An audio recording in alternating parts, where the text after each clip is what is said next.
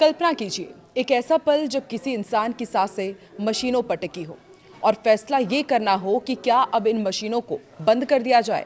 ये सिर्फ एक मेडिकल डिसीजन नहीं होता, ये एक ऐसा फैसला होता है जिसमें डॉक्टर, कानून और परिवार तीनों शामिल होते हैं। दिल्ली के एम्स में इन दिनों कुछ ऐसा ही मामला चर्चा में है। नमस्कार, मैं हूं आकांक्षा और आप देख रहे हैं न्यूज़ 18 का डिजिटल प्लेटफॉर्म। गाजियाबाद के हरीश राणा का केस जो पूरे देश में इच्छा मृत्यु को लेकर एक नई बहस छेड़ रहा है। हरीश राणा एक होनहार इंजीनियरिंग छात्र जिनके सपने भी बाकी युवाओं की तरह बड़े थे, लेकिन साल 2013 में एक हादसे ने उनकी जिंदगी को पूरी तरह बदल दिया। चौथी मंजिल से गिरने के बाद उन्हें गंभीर चोट आई।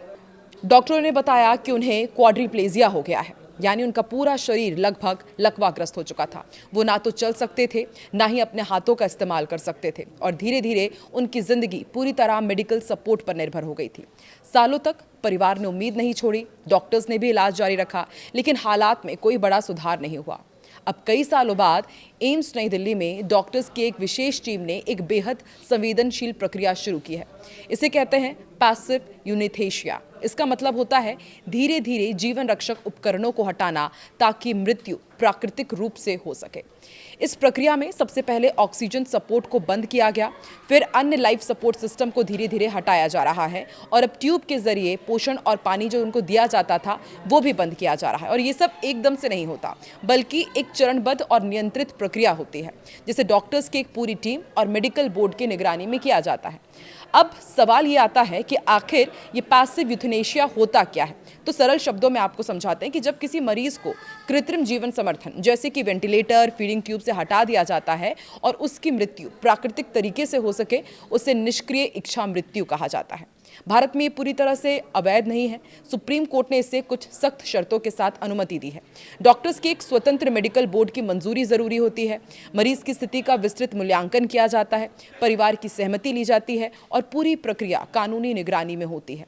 यानी ये कोई जल्दबाजी में लिया गया फैसला नहीं होता, बल्कि कई स्तरों की जांच और सोच विचार के बाद लिया जाता है।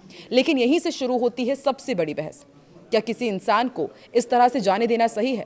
तो देखिए, एक पक्ष ये कहता है कि अगर कोई व्यक्ति असहनीय पीड़ा में है और उसकी ठीक होने की उम्मीद बिल्कुल ना के बराबर है, तो उसे सम्मान के साथ विदा होने का अधिकार देना चाहिए। दूसरा पक्ष ये भी मानता है कि जीवन अनमोल है और जब तक सांस चल रही है उम्मीद भी जिंदा रहती है। ये बहस सिर्फ मेडिकल नहीं, नैतिक, भावनात्मक और सामाजिक भी है। हरीश राणा का मामला सिर्फ एक व्यक्ति की कहानी नहीं है, ये एक ऐसा सवाल भी है जो हम सभी के सामने खड़ा होता है।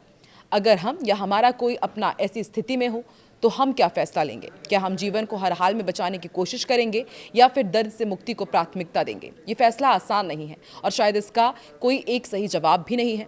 आप इस बारे में क्या सोचते हैं? कमेंट में अपनी राय जरूर बताएं।